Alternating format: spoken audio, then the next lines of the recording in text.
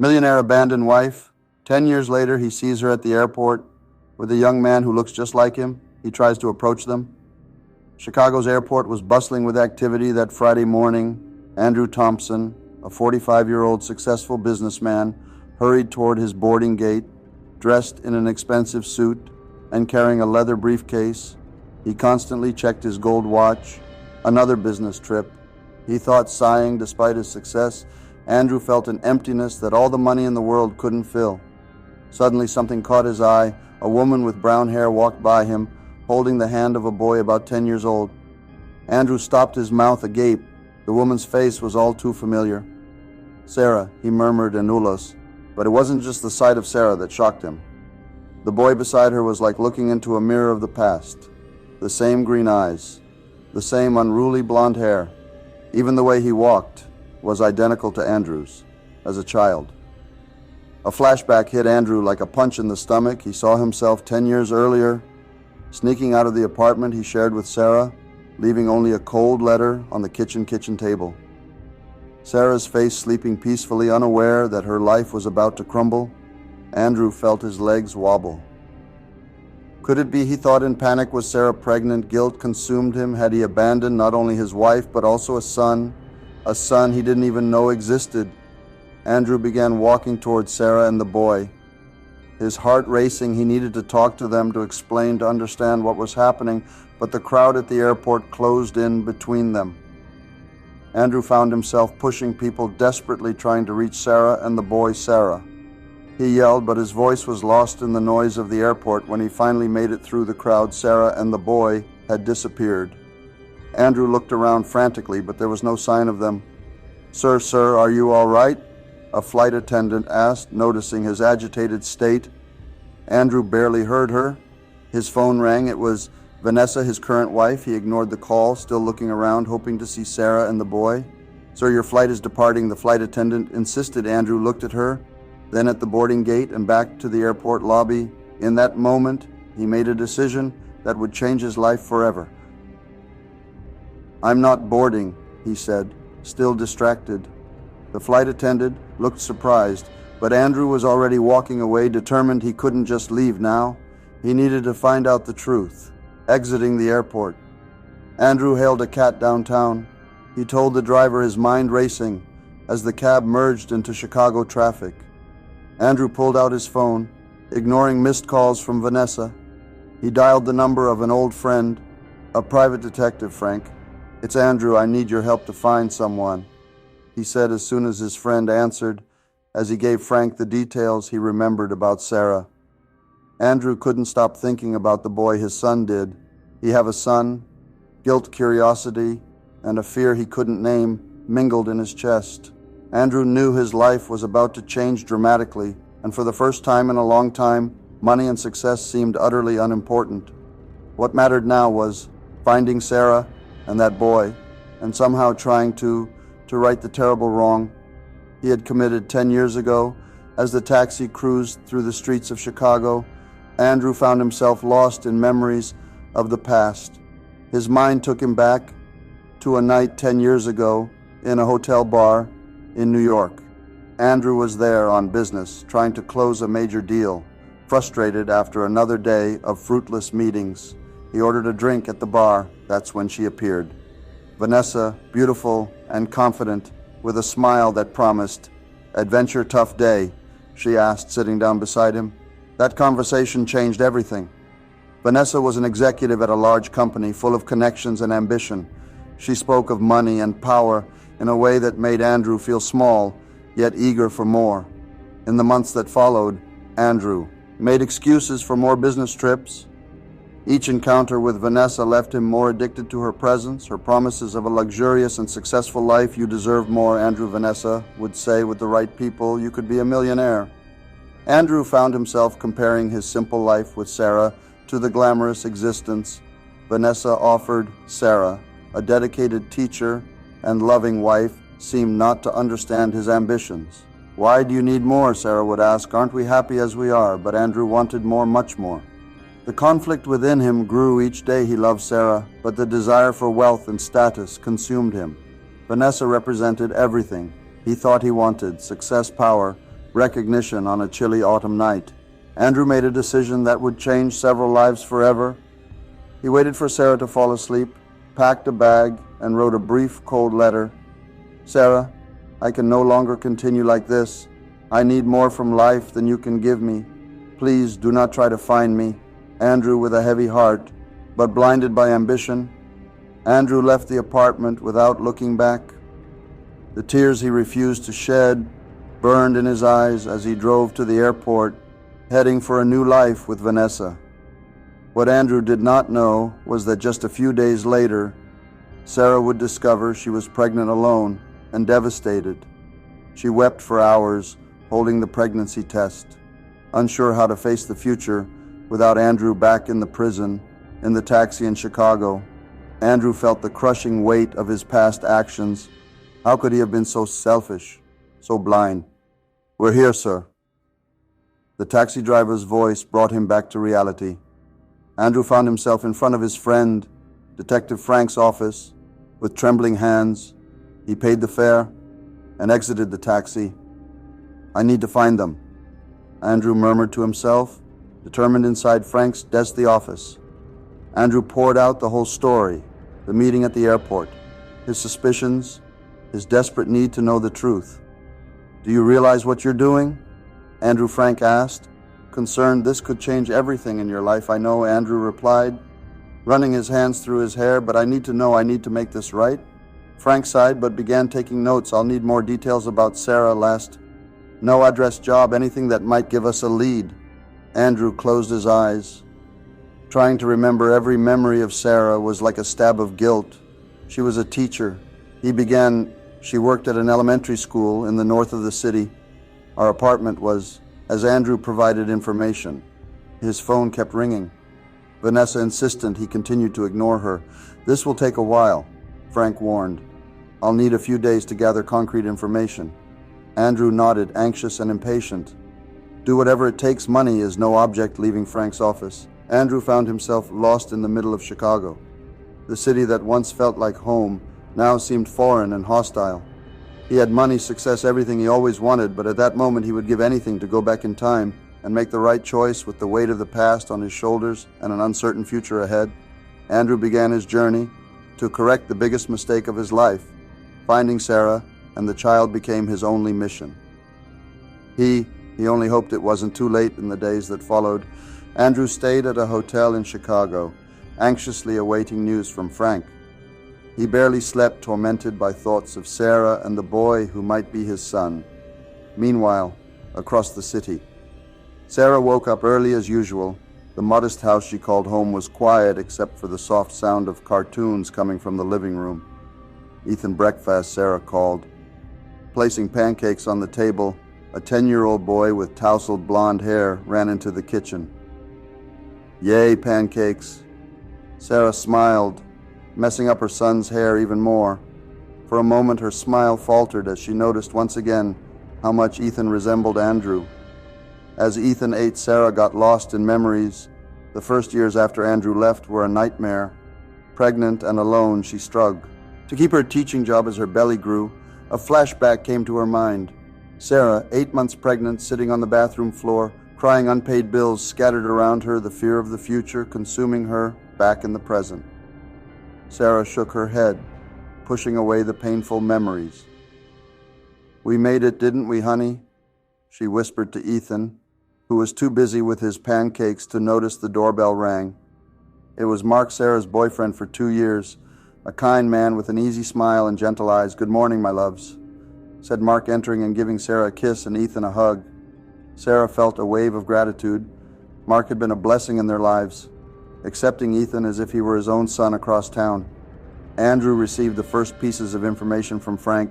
"She still lives in the same neighborhood," Andrew Frank said over the phone, "in a small house on Maple Street." Andrew's heart raced, so close after so long. "And the boy?" he asked anxiously. "Yes, she has a son. Ethan, 10 years old, attends the local school from what I could find out. Sarah has been raising him alone since birth." The words hit Andrew like a punch. It was true, he had a son he had never met, who grew up fatherless. "There's one more thing," continued. "Frank Sarah has been dating for 2 years, a guy named Mark. From what I know, he's very present in their lives." Andrew felt a twinge of jealousy that surprised him. What right did he have to feel jealous? Meanwhile, in her mansion in the affluent suburbs of Chicago, Vanessa paced back and forth. Furious, Andrew hadn't answered her calls for days. First he missed the important flight, now he was completely absent. "Something's wrong," she murmured to herself, her mind scheming possibilities. Back at Sarah's house, the morning routine continued. Mark helped Ethan with his backpack while Sarah prepared the boys' lunch. "Don't forget we have that dinner with my parents tonight," Mark reminded gently. Sarah nodded, smiling, but inside she felt an inexplicable restlessness. Ever since she had seen that man at the airport, a man who looked too much like Andrew, she couldn't shake the feeling that something was about to change. Andrew, now driving slowly down Maple Street, felt the same. His heart nearly stopped when he spotted the modest house Frank had described, a swing in the front yard. A bike leaned against the porch. He parked across the street, watching. What would he say? How would he explain his actions? How would he ask for forgiveness for 10 years of absence? At that moment, the front door opened. Sarah came out beautiful as ever, followed by Ethan and a man Andrew assumed to be Mark. They laughed, a happy family on their way to school. Andrew sank into the car seat, a whirlwind of emotions consuming him. Guilt, regret, jealousy, fear, but also a growing determination. Somehow, he needed to be part of that life. He needed to meet his son. He needed to mend what had been broken so long ago. But how could he do that without destroying the happiness that Sarah and Ethan seemed to have found in the days that followed? Andrew couldn't stay away from Maple Street. He parked his car a few houses down, watching the routine of Sarah's family. Every glimpse of Ethan made his heart clench. One sunny afternoon, Andrew mustered the courage to get out of his car. He walked on the opposite sidewalk, pretending casualness. When Sarah stepped out to water her plants, their eyes met. The water ran and dropped from Sarah's hands, water spreading across the ground. "Andrew," she whispered, incredulous, before he could reply. Sarah crossed the street, her eyes sparkling with anger. "What are you doing here?" she demanded, her voice trembling. Andrew stuttered. "Sarah, I saw you at the airport with Ethan. I needed—" "Don't you dare say his name," Sarah interrupted. "You don't have that right." Curious neighbors began to peer through their windows, drawn by the commotion. "Sarah, please," Andrew begged. "I know I messed up, but Ethan, he's my son, isn't he?" Sarah closed her eyes, taking a deep breath. When she opened them, they were filled with unshed tears. "Yes," she finally said, "Ethan is your biological son, the son you abandoned before you even knew he existed." Andrew felt the word slap him. "I didn't know," he murmured. "If I had known what," Sarah retorted, "you would have stayed. Don't lie to yourself." "Andrew, you made your choice 10 years ago." Andrew stepped forward. "Let me meet him, please, please. I know I don't deserve it, but no," Sarah nearly shouted. "You're right. You don't deserve Ethan. Has a good life, a family that loves him. I won't let you mess that up." At that moment, a car pulled up. Mark stepped out, looking confused from the agitated Sarah to the well-dressed stranger. "Is everything okay, love?" Mark asked, placing a protective arm around Sarah. Andrew felt a wave of irrational jealousy. That man was living the life that should have been his. "It is," Sarah responded, not taking her eyes off Andrew. "He's just leaving." Mark looked from one to the other, sensing the tension. "Do you two know each other?" Before Sarif could answer, a school bus stopped at the corner. Ethan got off, walking toward them. Panic overtook Sarah. "Andrew, leave now." Without thinking, Andrew hid behind a tree. His heart pounded as he watched Ethan approach. The boy was his spitting image as a child. "Mom, is everything okay?" Ethan asked, noticing Sarah's agitated state. Sarah forced a smile. "Everything's great. Dear, let's go inside, shall we? Mark will help with your homework." Ethan entered, followed by Mark, who cast one last confused look towards where Andrew was hiding. Sarah stayed back. "Go away." "Andrew," she said quietly, "don't come back. Please." Andrew stepped out from behind the tree, devastated. "Sarah, I know," she interrupted. "You have no idea what I've been through, what Ethan's been through. I won't let you ruin everything now." With that, Sarah went inside, closing the door firmly. Andrew stood on the sidewalk, feeling more lost than ever. He had seen his son so close, yet So far inside the house, Sarah leaned against the closed door, trembling. Mark appeared in the hallway, concerned. Sarah, who was that man? She looked at Mark, the man who had been her safe harbor. In recent years, she owed him the truth. That was Andrew, Ethan's father. She started, her voice faltering. Mark paled. What, but how? Sarah took a deep breath. It's a long story, one I hoped I'd never have to tell again. Meanwhile, Andrew returned to his car, devastated, but determined he had made the worst mistake of his life 10 years ago. Now he needed to find a way to make things right. No matter how impossible it seemed, P. Andrew spent the night sleepless in the hotel, tormented by painful memories. For the first time, he confronted his past. Behavior with brutal clarity flashbacks filled his mind. Andrew and Sarah, 5 years before the abandonment. Sarah excited shares about a promotion opportunity at the school. That's great, dear, Andrew says, distractedly, not looking up from his newspaper, but don't get too excited after all, it's just an elementary school. Sarah's smile visibly wilts. Another flashback. Sarah suggests they save money so she can pursue a master's degree. Andrew laughs. For what it's not like, you're going to earn much more, teaching kids to color back in the present. Andrew feels shame gnawing at his stomach. How could he have been so blind, so insensitive? Meanwhile, at the Maple Street house, Sarah and Mark spoke softly in the kitchen after Ethan went to bed. Do you think we should tell him? Mark asks gently, Sarah S.I. running her hands over her tired face. I don't know, he has the right to know, but what if it hurts him? What if Andrew disappears again? Mark hugs Sarah, offering silent comfort. The next morning, Ethan comes down for breakfast, finding Mark alone in the kitchen. Where's Mom? He asks, yawning. She had to leave early. Mark replies, placing pancakes on Ethan's plate. Ethan fiddles with his fork, looking thoughtful.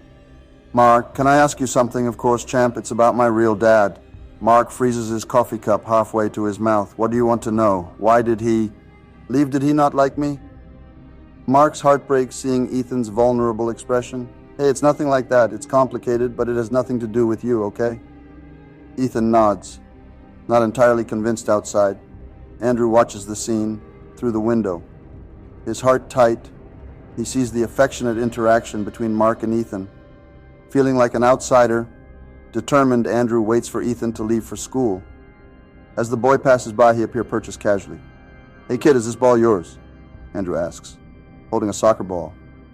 Ethan looks wary. No? Oh, I thought it might have dropped from your yard. Do you play sometimes with Mark? Ethan replies, relaxing a bit. Andrew feels a sting of jealousy. Cool. You know, I used to play a lot when I was your age.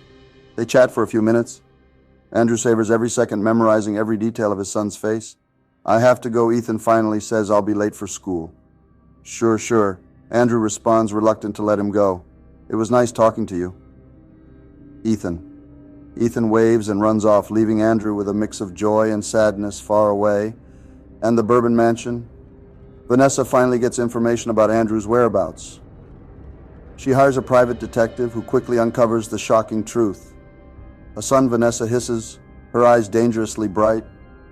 That fool has a son he never told me about. She paces the luxurious room, her mind racing. This explains Andrew's strange behavior, his sudden disappearance. A cruel smile forms on her lips. So that's how it's going to be. Dear, want to trade your life of luxury for a school teacher and a kid? Vanessa picks up the phone, her fingers dialing quickly. Hello, Mr. Johnson. I need you to investigate more about this boy, Ethan. Right? I want to know everything. And prepare the divorce papers. Looks like I'll be needing them soon. She hangs up a plan already forming in her mind if Andrew thinks he can simply leave her and his life of wealth he's in for a big surprise. Vanessa won't give up without a fight, and she always fights to win. Sarah spent the night restless, wrestling with her thoughts. By morning, with deep dark circles under her eyes, she made her decision. It was time Ethan knew the truth. Ethan, dear, can we talk? Sarah called after breakfast. Seated on the couch, Sarah took a deep breath. Remember when you asked about your father? Ethan nodded, curious. Well, there's something I need to tell you. Sarah began, her voice trembling. Your father, he's in town. He wants to meet you. Ethan's eyes widened. He's alive. Sarah explained everything, how Andrew had left them, how she found out about her pregnancy afterward. With each word, Ethan's expression shifted from surprise to confusion and finally to anger. He abandoned us. Ethan shouted, standing up, and now he wants to meet me. No, I don't want to see him, Ethan, please understand. Sarah tried to soothe him. Understand my real father is a coward. Ethan ran to his room, slamming the door. Sarah sank into the couch, tears streaming down. She knew it would be hard, but the pain in Ethan's eyes tore her apart. Meanwhile, Andrew finally confronted Vanessa in her mansion. Why are you here? Vanessa asked coldly. I thought you were too busy with your little secret family. Andrew was shocked. How did you? Oh, darling, Vanessa laughed humorlessly. I always know everything. The question is, what are you going to do? I'm here to say it's over, Vanessa. I can't keep living this lie. Vanessa's face twisted with anger. You think you can just leave me after everything I've done for you? What you did was manipulate me, Andrew retorted. You fueled my ambition, made me abandon Sarah, and you came so willingly. Vanessa interrupted, sarcastic. Don't play the victim. Andrew, you chose money and power. I merely showed the way. Andrew felt the shame burning. She was right. He had made his own choices. Well, I'm choosing differently now, he said, turning to leave. If you walk out that door, Vanessa threatened, I'll expose all your dirty dealings, every under-the-table deal. Every bribe you'll lose. Everything. Andrew stopped frozen. He knew she meant it, back at Sarah's house. Mark came home from work to find her still shaking on the couch. What happened? He asked, concerned. Sarah explained the conversation with Ethan. Mark hugged her, but she felt his tension. Do you think I did the right thing? Sarah asked, uncertain. Mark hesitated. I think so. But what now? Is Andrew going to be part of our lives? Sarah heard the fear in Mark's voice. He is Ethan's father, Mark, but you are the one who's always been here. Mark nodded, but the air between them was charged with uncertainties that night. Andrew wandered the street, his mind a whirlwind. Vanessa's threats echoed in his ears, mixing with memories of his past. Behavior flashbacks surged. Andrew dismissing Sarah's dreams of pursuing a master's degree. Andrew neglecting Sarah's emotional needs, focused only on earning more. The realization struck him like a punch. His sexism and greed had not only destroyed his marriage, but stolen precious years. With his son standing outside Sarah's house, Andrew saw Ethan's bedroom light turn off. His son so close, yet so far. I'm sorry. Andrew murmured to the night, sorry for everything he knew. He had a long road ahead, facing Vanessa, correcting past mistakes, earning back the trust of Ethan and Sarah, but for the first time in years, Andrew was determined to do the right thing, no matter the cost. With one last look at the house, Andrew turned and walked down the dark street, ready to face the consequences of his actions and fight for a chance to be part of his son's life. Andrew wandered aimlessly through the streets of Chicago, his mind a whirlwind of conflicting emotions. Guilt consumed him, but the desire to connect with Ethan drove him forward. He felt like a boat in the middle of a storm, or less than directionless. One afternoon, Andrew saw Ethan leaving school without thinking. He approached him. Hey, Ethan, remember me? The soccer ball guy? Andrew smiled nervously. Ethan looked at him suspiciously.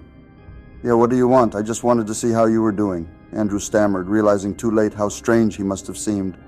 I'm fine, Ethan replied, moving away quickly. Andrew stood there feeling like a complete fool. Later in his hotel room, he cried for the first time in years, the reality of his failure as a father hitting him with full force. Sarah, watching from a distance, noticed Andrew's awkward attempts. Partier wanted to scream at him to stay away, to protect Ethan at all costs. But another part she barely recognized felt pity for Andrew. He's trying to reach out to you, Sarah told Ethan one night. Ethan frowned. Why, he didn't care. Before Sarah sighed, people make mistakes, dear. Sometimes very big ones. He hurt you. Ethan said, his voice a mix of anger and sadness. Sarah hugged her son, her heart breaking for the pain she saw in his eyes. Meanwhile, Mark, sensing the shift in the air, made a decision. On a starry night, he took Sarah out for a romantic dinner. Sarah, he said, kneeling and presenting a ring, will you marry me? Sarah was speechless, tears in her eyes. She loved Mark. He was stable, reliable. But the proposal, amidst all the emotional chaos, caught her off guard. I need to think about it, she responded, seeing the disappointment in Mark's eyes. Days later, Ethan was riding his bike down the street when a car suddenly appeared. Andrew, watching from afar, ran without thinking. He pushed Ethan out of the way, both falling onto the grass. "Are you okay?" Andrew asked, his heart racing. Ethan, startled, but unharmed, nodded. "Thank you," he murmured, looking at Andrew with a mix of fear and curiosity. Andrew wanted to hug Ethan to tell him he was his father, that he loved him, but he restrained himself, helping the boy to stand up quietly far away. The Vanessa was plotting. She hired investigators to dig deeper into Andrew's life, determined to find something she could use against him, find out everything about his business dealings over the last 10 years. She ordered on the phone, "Every penny, every deal, I want to destroy him." Unaware of Vanessa's scheming, Andrew spent sleepless nights questioning every decision that had brought him to this point. He looked at his expensive suits, his luxury watches, feeling disgusted with himself. One night, walking through the city, Andrew stopped in front of a toy store. In the display window, he saw a wooden train, just like the one he had as a child. Tears came to his eyes as he thought of all the birthdays of Ethan he had missed at that moment. Andrew made a decision. He couldn't change the past, but he could fight for a better future. Even if Sarah and Ethan never fully forgave him, he would do everything in his power to be present in his son's life. With renewed determination, Andrew returned to his hotel. He picked up the phone, ready to make the call that could change everything. "Frank, it's Andrew. I need your help to sort out some legal stuff. It's time to settle accounts with the past." As night fell over Chicago, Andrew felt he was in the eye of the storm. The worst was yet to come. But for the first time in a long time, he was ready to face the consequences of his actions, no matter the cost. The truth, like a ticking time bomb, finally exploded on a Sunday afternoon. Ethan, returning from a stroll in the park, saw Andrew chatting with Sarah on the porch. Suddenly, everything made sense. The man with the soccer ball, the stranger who saved him from the accident, was his father. "Is it him, isn't it?" Ethan yelled, running towards them. "It's my dad." Sarah and Andrew froze, caught off guard. "Ethan, I can explain," Sarah started, but Ethan was already in tears. "Why did you lie? Why did you let him get close?" He shouted, anger and confusion clear in his voice. Andrew stepped forward. "Ethan, it's my fault. Your mother was just trying to protect you." Ethan looked at Andrew, his eyes filled with hurt. "You abandoned us. Why come back now?" The painful confrontation lasted hours with Ethan, alternating between anger and crying. Sarah trying to calm the situation, and Andrew facing the harsh truths of his past actions. Meanwhile, in his office, Andrew made the toughest decision of his life. He picked up the phone, his hands trembling. "Mr. Johnson, this is Andrew Thompson. I need to confess some unethical business practices I've conducted over the past years." Andrew knew this would mean the end of his fortune, possibly even prison. But he could no longer live with the weight of these secrets at Sarah's house. Mark arrived amidst the turmoil. Seeing Andrew there, his expression darkened. "What's going on here?" he asked, his voice tense. Sarah, emotionally and physically exhausted, pulled Mark aside. "Mark, I can't marry you." The words came out before she could think. Mark recoiled as if slapped. "Is it because of him?" Mark asked, pointing at Andrew. "No," Sarah answered honestly. "It's for me, for Ethan. We need to resolve this, our past. I can't drag you into this mess." Mark left hurt and confused, leaving Sarah heartbroken, but strangely relieved. The next morning, Andrew's world completely crumbled. Headlines screamed, "Business magnate confesses to fraud." Vanessa, furious with Andrew's confession, had leaked every sort of detail she could find to the press reporters, surrounded Sarah's house, shouting questions about Andrew and Ethan. Sarah, horrified, tried to shield Ethan from the chaos. "Mom, why are they here?" Ethan asked. "Frightened. It's complicated, dear," Sarah replied, closing the curtains. "But it will pass."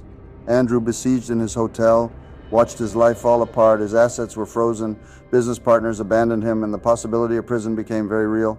Desperate, he called Sarah. "I'm sorry," he said. As soon as she answered, "I didn't want this to affect you, Sarah." Sigh, "I know, Andrew, but it has. What are we going to do now?" Andrew closed his eyes, guilt consuming him. "I'll fix this, Sarah." Somehow, that night, as camera flashes lit up the street, Sarah sat with Ethan in his room. "Ethan, I know this is hard, she began, but your father, he's trying to do the right thing now. Ethan was silent for a moment. Is he going to prison? Sarah felt her heart squeeze. I don't know, dear, but no matter what happens, we'll be together, okay? Meanwhile, Andrew faced the very real possibility of losing everything, but for the first time in years he felt at peace. The truth had a high price, but it was a price he was willing to pay for a chance to be part of his son's life. Sitting alone in his hotel room, Andrew picked up the phone one more time. It was time to face the consequences of his actions, no matter how painful. Hello, yes, this is Andrew Thompson. I'm ready to surrender to the authorities. The sun had barely risen when Sarah entered Ethan's room to wake him. Her heart stopped as she saw the empty bed and the open window. A crumpled note on the nightstand read, I need to think. Don't look for me in a panic. Sarah called, Andrew, Ethan has run away. She shouted as soon as he answered. Andrew felt the world spin. I'm on my way now, he said, already rushing to the door. When Andrew arrived, he found Sarah crying on the porch.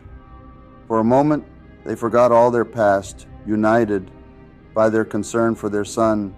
We will find him, Andrew promised. Holding Sarah's hands, they began their search, going through every street, every park Ethan used to visit. With each passing minute, their fear grew. What if something happens to him? Sarah murmured, her voice trembling. Andrew swallowed hard. Nothing will happen. We can't lose hope. As they searched, memories of the past flooded their minds. Sarah remembered Andrew playing with little Ethan in the garden before everything fell apart. Andrew relived the moment he held Ethan for the first time in the hospital. The love he felt, the fears that made him run away. It was late afternoon when Mark appeared out of breath. I came as soon as I heard. He said, How can I help? Sarah looked at him, surprised and grateful. Despite everything, Mark still cared. Thank you, she whispered gently, touching his arm. The three split up, covering more ground. The end came cold and threatening, increasing everyone's despair. It was Andrew who finally found a clue. In the old park where he used to take Sarah, years ago, he saw a lone figure sitting on a swing. Ethan, he called, softly approaching. The boy looked up, his eyes red from crying. Why did you come back? He asked, his voice choked. Why now? Andrew said on the swing next to him, his heart heavy. Because I made the biggest mistake of my life when I left, and I've regretted it every day since. Ethan was silent for a moment. You heard, Mom, you left us, I know. Andrew replied, tears in his eyes, and there's nothing I can do to change that. But I'm here now trying to make things right. Even if you never forgive me, I want you to know that I love you. Ethan. I always have at that moment. Sarah and Mark arrived running. Ethan, Sarah exclaimed, embracing her son tightly. The scene was interrupted by Vanessa's arrival, storming in. So this is it, she shouted at Andrew. You throw away everything we built for this pathetic little family. Andrew stood up, positioning himself between Vanessa and his family. Enough, Vanessa, it's over. She laughed bitterly. You're going to lose everything, Andrew, your fortune, your freedom, for what? Andrew looked at Sarah and Ethan, then back at Vanessa for something. Money can't buy family, true love. Vanessa advanced furious, but Mark intervened, holding her back. I think you better leave, he said firmly, seeing yourself outnumbered. Vanessa cast one last look of contempt and left, leaving a tense silence behind. Andrew turned to Sarah, Ethan, and Mark. I'm sorry, he said, his voice laden with emotion. For everything, for what I did in the past, for the chaos I've brought into your lives now. I will turn myself into the authorities tomorrow. You won't have to worry about me anymore. Ethan, surprising everyone, stepped forward. You going to prison? Andrew nodded sadly. Probably I did wrong things. Ethan and I need to pay for them. Ethan looked at Sarah, then back at Andrew. But what if I want to get to know you better? Andrew's heart swelled with hope. I'd like that more than anything. But I understand if you don't want to. Sarah, with tears in her eyes, hugged Ethan. It's your choice, dear. We'll be here for you, no matter what you decide in that moment. Under the stars of the old park, a broken family began slowly to yield. It wouldn't be easy. There was much to resolve, much to forgive. But for the first time in years, there was hope. Andrew, Sarah, and Ethan embraced a hug full of tears, regret, and above all, love. Mark watched from a distance, a sad smile on his lips, knowing he had done the right thing. The future was uncertain, but that night at least they were together, and for now that was enough. The sound of the judge's gavel echoed through the courtroom, sealing Andrew's fate. Found guilty of financial fraud, he was sentenced to 2 years in prison and ordered to return all his ill-gotten wealth. Andrew accepted the verdict with a CM that surprised everyone. To him, it was a fair price for his mistakes. In the months that followed, Andrew used his time in prison to reflect and plan his future. He enrolled in business ethics courses and began developing ideas to assist small businesses. Once released, Sarah, true to her word, allowed Ethan to visit Andrew in prison. The first visits were tense and uncomfortable, but gradually father and son truly began to know each other. "How was show this week?" Andrew would ask, genuinely interested. Ethan, initially reluctant, began to open up. "I had a math test. I think I did well." Andrew smiled, proud. "I'm sure you did. You're very smart." Ethan, over time, the conversations deepened. Ethan asked tough questions about the past, and Andrew answered honestly, however painful it might be. Sarah watched the development of this relationship with a mix of apprehension and hope. She maintained clear boundaries, ensuring Andrew understood his role in Ethan's life. "He needs you as a father," Sarah told Andrew during one visit, "but I can't risk him being hurt again." Andrew nodded, respecting Sarah's decision. "I understand, and I'll do everything to be the father Ethan deserves." Meanwhile, life continued outside the prison walls. Sarah and Mark, after much reflection and honest conversations, decided to give their relationship a second chance on a sunny spring day. Sarah walked down the aisle, beautiful in a simple dress. Mark waited for her, his eyes shining with love. Ethan, proud, carried the rings. Andrew, still in prison, received the news with mixed emotions. There was a twinge of sadness, but mostly he felt relief, knowing Sarah and Ethan had found stability and love when Andrew was finally released. He was determined to rebuild his life honestly, using his business knowledge. He started working with an NGO that offered free consulting to small entrepreneurs. "I want to use my skills for good." Now, he explained to Ethan during one of their weekly meetings in the park. Ethan, now 12, looked at his father with new respect. "That's cool, Dad." The word Dad still made Andrew's heart leap. It was a title he was determined to earn every day. Sarah watched the new family dynamics develop cautiously. She and Mark provided Ethan with a stable, loving home, while Andrew strove to be a present, responsible father. A year after his release, Andrew attended Ethan's science fair at school, standing beside Sarah and Mark. He felt a wave of gratitude for being part of his son's life, albeit differently than he had imagined. "I'm proud of you," son Andrew told Ethan. After his presentation, Ethan smiled, hugging Andrew, then Sarah and Mark. It was a scene few would have imagined possible months ago, an unconventional family, yet united by their love for Ethan. Later that night, Andrew reflected on his journey. He thought about his past chauvinistic behavior, how he undervalued Sarah and her ambitions. Now he clearly saw how wrong he was. "Thank you for giving me this chance," Andrew said to Sarah when she came to pick up Ethan. Sarah nodded her gaze. Softening, "You're making an effort." Andrew, Ethan sees it, we all do. As he watched Sarah and Ethan leave, Andrew felt a peace he had never experienced during his years of wealth and power. He had lost a fortune, but gained something far more valuable, the chance to be a good father, a better man. The road ahead was still long. There was much to learn, much to correct, but Andrew was determined to move forward one day at a time, always striving to be the best version of himself. That night under the stars of Chicago, Andrew made a silent promise to himself, to Ethan, to Sarah, and to everyone he had hurt. He would live the rest of his days with integrity, compassion, and love. It was the least he could do to honor the second chance life had given him. And so, with hope in his heart and determination in his eyes, Andrew walked toward his modest apartment, ready to face whatever tomorrow brought. His journey of redemption was far from over, but for the first time in a long time, he was on the right path. I hope you enjoyed today's story. Don't forget to like the video and subscribe to the channel so you don't miss any of our moving stories. Share with your friends so they too can be touched. And in the comments, tell us what you thought. We want to hear your opinions and your suggestions to continue bringing content that touches the heart.